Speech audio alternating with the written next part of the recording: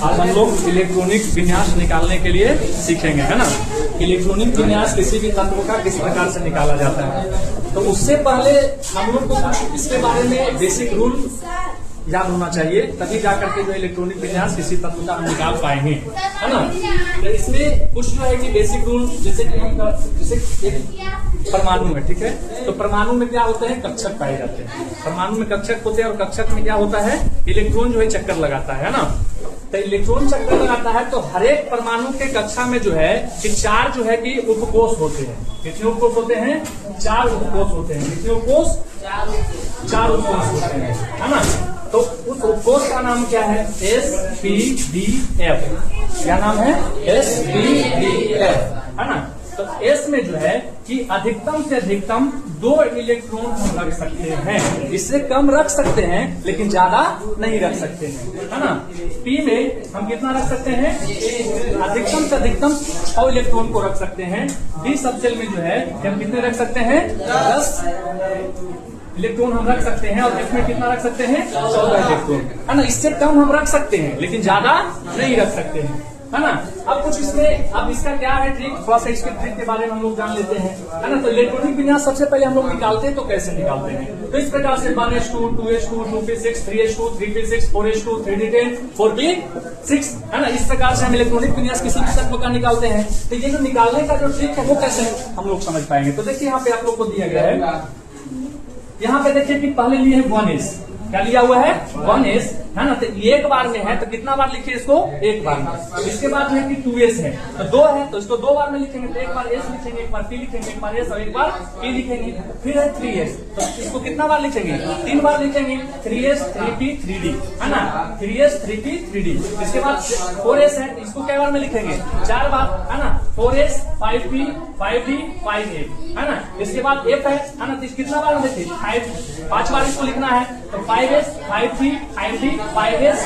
अब आपकी मर्जी लिख भी सकते हैं और नहीं भी लिख सकते हैं, आगे बन जाएगा इसका, है ना। आप भी आपको ये समझ में नहीं आया होगा तो इसके लिए टेंशन नहीं लेना है। जब हम लोग इसको बनाएंगे, जब इलेक्ट्रॉनिक विन्यास निकालेंगे तो अपने जो है समझ में आ जाएगा, है ना, कि किस प्रकार से जो इसका इलेक्ट्रॉनिक विन्यास होता है ना। तो चलिए हम लोग सबसे पहले जो है कि हाइड्रोजन को जो है हाइड्रोजन का इलेक्ट्रॉनिक विन्यास निकालते हैं। तो क्या बोले कि S में जो है कि S उपकोष में अधिकतम से अधिकतम कितने इलेक्ट्रॉन, 2 इलेक्ट्रॉन। P उपकोष में कितने इलेक्ट्रॉन, 6 इलेक्ट्रॉन, है ना। D में कितने, 10 और F में 14, है ना। क्या एक चीज और बोले, इससे ज्यादा नहीं होना चाहिए, कम हो तो हो जाए लेकिन ज्यादा नहीं होना चाहिए, है ना। तो हाइड्रोजन का लेते हैं। तो सबसे पहले देखिए चलना इसको कैसे, इस प्रकार हम देखेंगे। तो जो तीर का निशान दिया हुआ है तो 1s इस प्रकार से चलेंगे। अब यहीं पे नहीं, इसके बाद यहाँ से फिर हम लोग आएंगे 2s के, है ना। 2s से फिर कहाँ आएंगे, 2p से कहाँ आएंगे 3s से फिर कहाँ आएंगे 3p के बाद कहाँ आएंगे 4s से बाद कहाँ आएंगे 3d के बाद कहाँ आएंगे 4p के बाद कहाँ आएंगे 5s, और 5s के बाद फिर हम कहाँ आएंगे 4d के बाद कहाँ आएंगे 5p के बाद कहाँ आएंगे 4s, और 4s के बाद फिर कहाँ आएंगे 5d के बाद फिर कहाँ जाएंगे 5s में। ये समझ में आया। ये सीक्वेंस में जो है इसी प्रकार से हमारा जो है कि इलेक्ट्रॉन जाते रहेंगे। जैसे 1s के बाद देखिए 3 यहाँ खत्म, यहाँ खत्म। इसके बाद फिर इस प्रकार से राउंड लगा करके फिर हम यहाँ आएंगे, फिर क्या आ जाएगा 2s, है ना। फिर 2s देखिए कि यहाँ खत्म हो रहा है, फिर हम ऊपर से लेंगे, फिर यहाँ से 2p 3s, फिर 3s तो देखिए लास्ट हो रहा है, फिर ऊपर चलेंगे हम लोग ऊपर चलते चले जाएंगे, नीचे से कभी भी नहीं जाएंगे, है ना। तो 3p 4s, इसके बाद 3d 4p 5s, इसके बाद 4f 4d 5p, है ना, सॉरी 4d 5p। इसके बाद फिर कहाँ चलेंगे 4f 5d, इसके बाद फिर चलेंगे 5f की ओर चलेंगे, है ना। तो चलिए सबसे पहले देखते हैं कि हाइड्रोजन का इलेक्ट्रॉनिक विन्यास कैसे निकाला जाता है। तो सबसे पहले 1s, है ना। इसमें और एक चीज और याद रखिएगा कि जिसका परमाणु संख्या होता है उतना ही इलेक्ट्रॉन की भी संख्या होती है ना। क्या बोले, जितना जिसका परमाणु संख्या उतना ही उसका इलेक्ट्रॉन की संख्या। तो देखिए कि आप लोग के सामने कुछ जो है कि यहाँ पे तत्व लिया गया है, रखा गया है। अब इसका इलेक्ट्रॉनिक विन्यास हमको ज्ञात करना है, यानी कि 11 तक सोडियम तक जो है इलेक्ट्रॉनिक विन्यास। और इतना जब सीख जाते हैं इससे आगे और भी आप लोग जो है कि खुद बना लीजिएगा, है ना।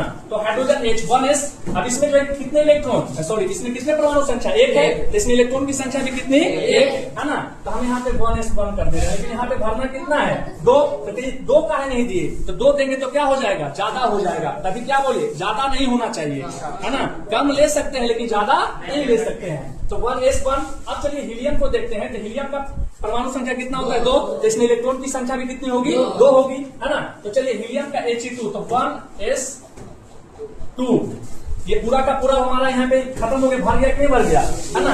अब आगे हम लोग चलते हैं लिथियम में, तो सबसे पहले तो 1s2, इसके बाद फिर 1s2 के बाद क्या है 2s2, है ना। इसके बाद हम क्या करेंगे 2s। अब इसमें मान लीजिए यहाँ पे 2 है, यहाँ पे हम 2 देते हैं, तो यहाँ पे हमारा ज्यादा हो जा रहा है ना। इलेक्ट्रॉन 4 हो जाएगा, परमाणु संख्या 3 ही रहेगा। तो हम अभी क्या बोले कि जितना जिसका परमाणु संख्या उतना ही उसका इलेक्ट्रॉन होना चाहिए, है ना। तो यहाँ पर लिथियम 1s2, तो कितना यहाँ पे जो है कम है 1, है ना। तो यहाँ पे हम क्या करेंगे 1 डालेंगे, है ना। तो कितना हो गया 2 1 3, इधर भी देखिए कितना है 3। अब चलिए बेरिलियम को देखते हैं, तो 1s2, इसके बाद 2s, क्योंकि 2 इलेक्ट्रॉन इस पे है ना, तो 2s2। अब पूरा का पूरा क्या हो गया भर गया, देखिए 2 2 4, यहाँ पर भी कितना है 4 है ना।